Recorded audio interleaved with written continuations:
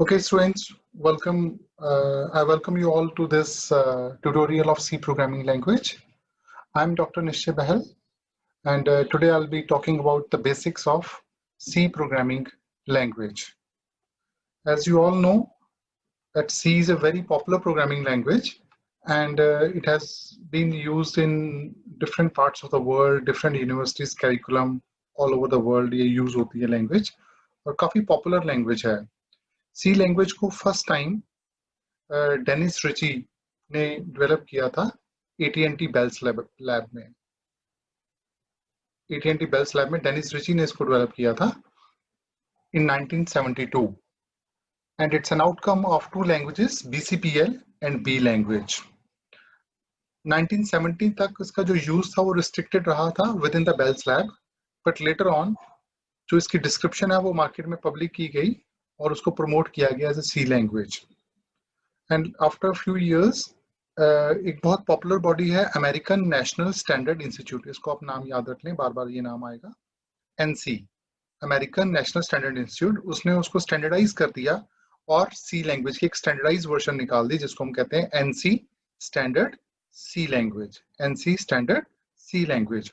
हम जब कहते हैं कि मार्केट में एक सी लैंग्वेज को लेने जा रहे हैं, so we mean that we are going to take a compiler for C language. We are going to buy a compiler for C language. कल मेरे पास किसी स्टूडेंट्स के चैट बॉक्स में आते हैं कि सर कंपाइलर क्या होता है, तो मैं आपको वो भी बता देता हूँ. You can look into this text box. मैं कुछ लिखने जा रहा हूँ यहाँ पर. ये देखिए, दो तीन टर्म्स हैं. एक टर्म होती है कंपाइलर और एक टर्म होती है इंटरप्रेटर. कंपाइलर एंड इंटरप्रेटर्स क्या होते हैं?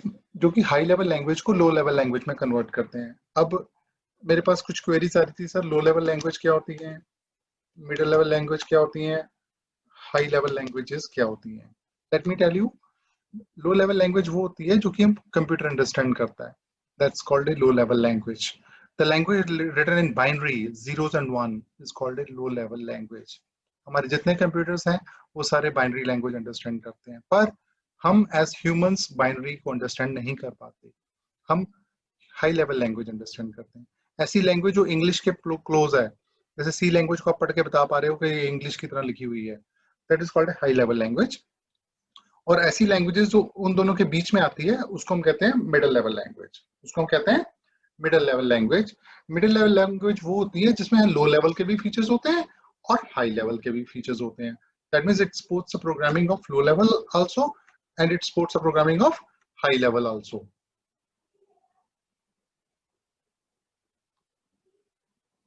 ओके, सो कंपाइलर क्या होता है? जो कि हाई लेवल लैंग्वेज को कन्वर्ट करता है. कंपाइलर क्या करता है? हाई लेवल लैंग्वेज को कन्वर्ट करता है लो लेवल लैंग्वेज में. ओके, दैट मीन्स जो हम अंडरस्टैंड करते हैं लैंग्वेज, उसको कंप्यूटर जो अंडरस्टैंड करता है उसकी फॉर्म में कन्वर्ट करता है. और इंटरप्रेटर भी यही काम करता है, हाई लेवल लैंग्वेज को लो लेवल लैंग्वेज में कन्वर्ट करता है. Then question comes, then what is the difference between the interpreter and the compiler? What is the difference? So that is the question. So difference is that compiler compiles the whole program in one go and converts into a low level code, whereas interpreter converts the program line by line. It compiles first line, converts it, it interprets the first line, then interprets it. So compiler does the whole program in one go, interpreter do the same thing line by line. So that is the difference between the compiler and the interpreter. मेरे पास काफी queries आ रही थी बच्चों की, तो I hope I am clear with this now. ठीक है, कुछ और डाउट्स मेरे पास चैट बॉक्स में आ रहे हैं, so that I will take in the last 5 minutes of the video. Beyond that, we are going to do some of the basics of C programming language. C language has let's go further with our slides now. So C language has 32 keywords. Keywords क्या होते हैं? That are the reserved words of a language, which are fixed in a language, which are provided by the language itself.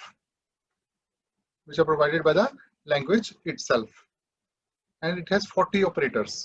Operators क्या होते हैं? एक language में हम किस तरह के ऑपरेशंस कर सकते हैं? Arithmetic operations, logical operation, relational operators, उन सबको हम कहते हैं operators. And C language is a case sensitive language. What I mean by case sensitive? कि small a has a different meaning, capital A has a different meaning. That is why we call C as a case sensitive language. C language is also called a general purpose programming, powerful modern programming language. एक तो general purpose है, general purpose का meaning क्या है कि हम इसको किसी भी काम के लिए यूज कर सकते हैं। Powerful means that it has lots of features which can be deployed and used at different places. It is a modern, that means it caters to our modern needs. It's the most popular programming language in the world. It is a middle level language because it bridges a gap between the high level and the low level language. ऐसी language जो कि high level और low level के बीच का जो gap है उसको bridge करती है, उसको हम middle level languages कहते हैं। मेरे पास बच्चों की queries आ रही हैं कि सर C लैंग्वेज का फुल फॉर्म क्या है? C एक ये नाम है। Examples of middle level language वो C प्रोग्रामिंग लैंग्वेज ही है। ठीक है। Programs written in C language are quite compact. C language में आप छोटा सा कोड लिख के बहुत बड़ा काम कर सकते हो, जो कि बाकी लैंग्वेजेस में काफी बड़ा कोड बनता है। देखिए जितना हमारा कोड छोटा होगा उतनी कम वो मेमोरी लेगा, जितनी कम वो मेमोरी लेगा उतना फास्टर वो एग्जीक्यूट होगा। C language contains large number of inbuilt functions which are present in the various header files. इसमें कई सारे mathematical functions, trigonometrical functions, graphical functions, line draw करना, circle draw करना, तो ये कई सारे functions available हैं, strings के functions, जिससे हमारे day to day काम बहुत easy हो जाते हैं। C language is a structured programming language. Structured programming language means कि इसमें जो program बनाने का एक ढांचा है, ऑर्डर है, ये नहीं कि जो मर्जी आप जहां मर्जी चले हो प्रोग्राम में। अनस्ट्रक्चर्ड प्रोग्रामिंग नहीं है, इट्स स्पोर्ट्स स्ट्रक्चर्ड प्रोग्रामिंग। कहाँ से हमने ब्रैकेट शुरू करनी है, किस तरह से फंक्शंस कॉल होने हैं, किस तरह से उनकी डिक्लेरेशंस होनी है, किस चीज के बाद कहाँ क्या आना है, कहाँ पे सेमीकोलन है, कहाँ पे ब्रैकेट्स हैं, कर्ली ब्रैकेट्स हैं, so many things. So it's modulars, functions, modularisation, so it's supports structured programming. हम जब भी कोई प्रोग्रामिंग करते हैं, जो भी अच्छे प्रोग्रामर्स हैं, जो भी अच्छे डेवलपर्स हैं, उन सब की अप्रोच होती है कि हम स्ट्रक्चर्ड प्रोग्रामिंग अप्रोच को लेके चले। तो सी लैंग्वेज सपोर्ट्स स्ट्रक्चर्ड प्रोग्रामिंग। उसके अलावा history, I will not go into that details because ये आप बुक्स वगैरह में से पढ़ सकते हैं। Just for the knowledge of the new commerce में थोड़ा सा बता देता हूँ। स्टार्ट हुआ था 1960 में एल्गोल लैंग्वेज से, उसके बाद लैंग्वेज बनी थी BCPL, उसके बाद बनी B लैंग्वेज, उसके बाद ट्रेडिशनल C, उसके बाद NCC और उसके बाद NC-ISO-C। फुल फॉर्म्स एब्रीविएशंस में आपको ऑलरेडी बता चुका हूँ, एक बार दोबारा रिपीट कर देता हूँ। NC stands for American National Standard Institute and ISO stands for International Standards Organization. Okay, so next we come to the next topic, characteristics of C language. देखिए जब भी आप कोई प्रोडक्ट मार्केट में चूज करते हैं, सबसे पहले आप उसके कैरेक्टरिस्टिक्स देखते हैं। अगर आप कोई फोन लेने जाते हैं, आप सबसे पहले उसके फीचर्स पूछते हो, भैया इसके फीचर्स क्या हैं। अगर आप कोई लैपटॉप लेते हो, आप सबसे पहले उसके फीचर्स देखते हो। इसी तरह से जब हम कोई लैंग्वेज की चॉइस करते हैं कि हमने कौन सी लैंग्वेज चूज करनी है अपनी प्रोग्रामिंग के लिए, तो सबसे पहले हम उसके फीचर्स देखेंगे। Feature number 1, C language is a simple programming language. C language is a simple programming language, एक बहुत ही सिंपल प्रोग्रामिंग लैंग्वेज है। बस सिंपल आई मीन कि इसमें एक तो इंग्लिश टाइप लैंग्वेज में लिखते हैं हम इसको, तो आपके लिए अंडरस्टैंड करना इजी होता है। सेकेंडली इसमें कई सारे फंक्शंस एंड ऑपरेटर्स अवेलेबल हैं जो कि हमारा काम बहुत इजी कर देते हैं। Second feature, it's a portable language. Portable language का मीनिंग क्या है कि ये लैंग्वेज अगर आपने एक कंप्यूटर पे प्रोग्राम बनाया है, उसको आप कॉपी करके पेन ड्राइव में डाल के किसी और कंप्यूटर पे जाके रन कर सकते हो। वही प्रोग्राम आप लैपटॉप पे रन कर सकते हो, उसी को आप पीसी पे रन कर सकते हो, उसी को आप एप्पल के कंप्यूटर पे रन कर सकते हो, और उसी प्रोग्राम को आप अपने मोबाइल फोन पे भी रन कर सकते हो। So that means hardware independent है प्रोग्रामिंग इसमें। So that supports the portability feature. उसके बाद नेक्स्ट फीचर है फ्लेक्सिबिलिटी। फ्लेक्सिबिलिटी मीन्स कि जैसे जैसे जो सी लैंग्वेजेस का इंटरफेस कई सारी और प्रोग्रामिंग लैंग्वेजेस के साथ अवेलेबल है, जैसे ओरेकल हो गई या कुछ डेटाबेस लैंग्वेजेस हो गई, तो ये एक फ्लेक्सिबल लैंग्वेजेस है, ये सबके साथ कंफर्टेबली मर्ज हो जाती है। Next feature is modularity. मैंने जैसे आपको बताया था एग्जांपल, आजकल हमारे घर में किचन्स बनती हैं, we call it as modular kitchens. Modular kitchens क्या होती हैं? आपकी किचन छोटे छोटे मॉड्यूल्स में बनती हैं और बाद में जाके वो मॉड्यूल्स इकट्ठे हो जाते हैं। That is called in modular design. जब भी हमने कोई बड़ा काम करना होता है, उसको हम छोटे छोटे कामों में डिवाइड करके मॉड्यूल्स में डिवाइड कर देते हैं और फिर हम उसको एग्जीक्यूट करते हैं। So C language supports modularity by the help of special feature called functions. उसके ऊपर हम एक सेपरेट चैप्टर करेंगे एंड में, अभी मैं उसकी डिटेल में नहीं जा रहा हूँ. सो मॉड्यूलराइजेशन से क्या होता है कि हमारा काम इजी हो जाए. फॉर एग्जांपल मैंने कोई प्रोग्राम बनाना है जिसमें मैंने क्यूब रूट और स्क्वायर रूट फाइंड आउट करने, तो मैं स्क्वायर रूट का फंक्शन किसी को बनाने को दे दिया, क्यूब रूट का किसी को दे दिया, मेन प्रोग्राम मैं बना रहा हूँ. तो जब मेरे फ्रेंड्स ने स्क्वायर रूट और क्यूब रूट बना दिया, उसको मैंने अपने प्रोग्राम के साथ मर्ज करके एक बड़ा प्रोग्राम बना दिया. सो इससे रीयूजेबिलिटी ऑफ कोड भी बढ़ जाती है. Next feature is middle level language. ये मैं आपको ऑलरेडी बता चुका हूँ कि मिडिल लेवल लैंग्वेज का ये फीचर किस तरह से यूजफुल है. Okay, so we go further. Let me clear the drawings. We go further. Next feature, it is देखो कोई भी प्रोडक्ट जो इंडस्ट्री रिकॉग्नाइज करती है, हम चाहेंगे कि हम वो प्रोडक्ट यूज करें. हम नहीं चाहेंगे कि हम वो प्रोडक्ट यूज करें जिसको इंडस्ट्री रिकॉग्नाइज नहीं कर रही. Would like to use the product which industry is using. Okay, so C language is very well recognized in industry as well as your academia, industries, universities, educational के तो ये best language है पूरे world में. चाहे आप New York चले जाओ, अमेरिका चले जाओ, जापान चले जाओ, जहां पर भी आप जाओगे, all over the world universities के कैरिकुलम में ये लैंग्वेज अभी भी चल रही है.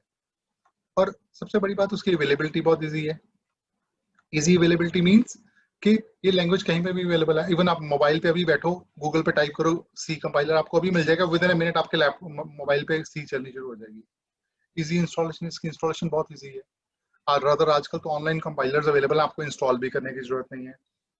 Effective memory management, it supports very effective memory management. And what is memory management? First of all, students, let me tell you, you should see it on screen. Memory management दो तरीके की होती है. एक होती है static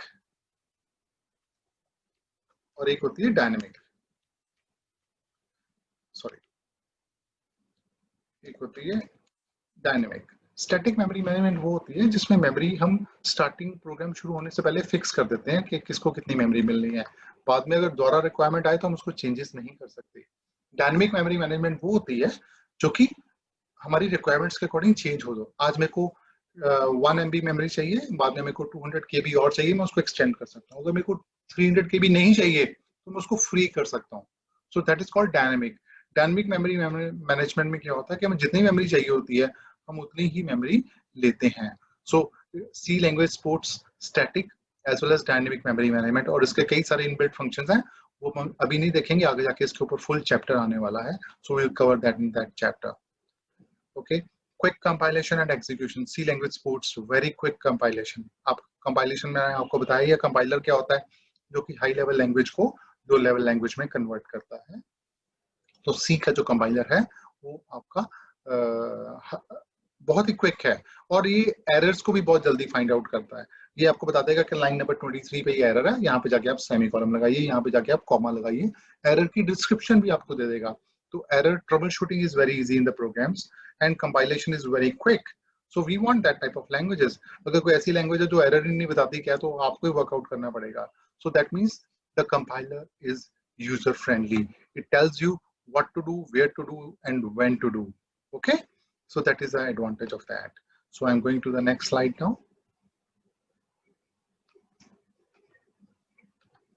Next is compact code. मैंने आपको बताया था जो C प्रोग्रामिंग का जो कोड बनता है ये बहुत ही कॉम्पैक्ट बनता है. कॉम्पैक्ट इन द सेंस कि इट इज बहुत छोटे से कोड में हम बहुत बड़े बड़े काम कर सकते हैं. बिकॉज कॉम्पैक्ट क्यों बनता है? बिकॉज इसमें काफी सारे फीचर्स इनबिल्ट हैं. जब आप किसी भी चीज के इनबिल्ट फीचर्स यूज करते हो तो आपका काम इजी हो जाता है. So it supports compact of code. It has laser number of keywords. Next feature, laser number of keywords का मीनिंग क्या है? It has 32 keywords only. Okay, it has 32 keywords only. And last 10 minutes of the meeting, so I'll complete this topic. It has 32 keywords. 32 keywords mean that jo keywords are called reserve words which come with the language itself. Keywords are the reserve words which come with the language itself. ये words language के साथ ही आते हैं. ठीक है. उसके बाद है C language recursion को support करता है. रिकर्शन को सपोर्ट करने का मीनिंग क्या है? रिकर्शन, ये वाला फीचर हम आगे जाके करेंगे, अभी आपको पूरा नहीं समझ लगेगा. रिकर्शन एक ऐसा फंक्शन है जिस प्रॉपर्टी है जिसमें एक फंक्शन अपने आप को अपने अंदर ही रिपीट करता है. इससे हमारा प्रोग्रामिंग बहुत छोटी हो जाती है और लूप्स की हमें जरूरत नहीं पड़ती. This you will cover it in because we have a full chapter for functions. वहाँ पे हम cover up करेंगे. Then it has a large variety of data types available. बहुत सारी data types C language में available हैं. देखिए, the strength of the language is known by कितनी data types को support करती है. अगर वो कम data types को support करती है तो उसमें हम restricted operations होंगे. अगर वो large number of data types को support करती है, डाटा टाइप्स का मीनिंग क्या है कि हम इंटीजर डाटा स्टोर कर सकते हैं, हम कैरेक्टर डाटा स्टोर कर सकते हैं, हम डेसिमल नंबर डाटा स्टोर कर सकते हैं. डेसिमल में भी कितने डेसिमल के डिजिट्स पीछे तक आने हैं उसके में भी कई वेरिएंट्स हैं, फ्लोट एंड डबल, 6 डेसिमल्स आने हैं, 15 डेसिमल्स आने हैं. तो ये कई तरह के डेसिमल्स, इवन कैरेक्टर्स को भी स्टोर करने की ऑप्शन है, स्ट्रिंग्स को स्टोर करने की ऑप्शन है, फिर एरेज को. तो कई तरह की डाटा टाइप्स हैं. होमोजीनियस डाटा भी स्टोर कर सकते हैं, हेट्रोजीनियस डाटा भी स्टोर कर सकते हैं, और हम अपनी यूजर डिफाइंड डाटा टाइप्स भी सी लैंग्वेज में पूरा एग्जिस्टिंग डाटा टाइप्स को यूज करके बना सकते हैं. So it makes the language very flexible, because जितनी ज्यादा डाटा टाइप्स होंगी हमें प्रोग्रामिंग में उतनी ज्यादा फ्लेक्सिबिलिटी मिलेगी, हमें प्रोग्रामिंग हमारी उतनी वर्सेटाइल रहेगी. And last feature is that it has large variety of operators.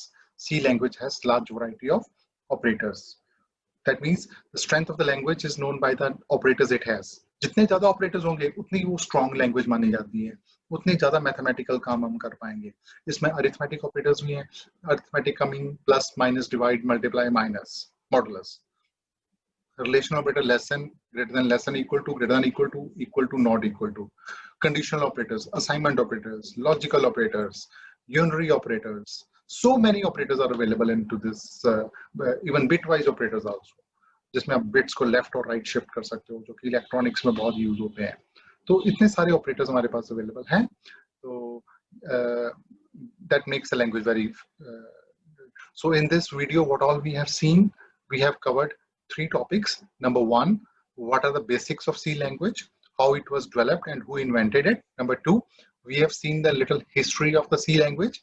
And number 3, we have covered various characteristics of C language.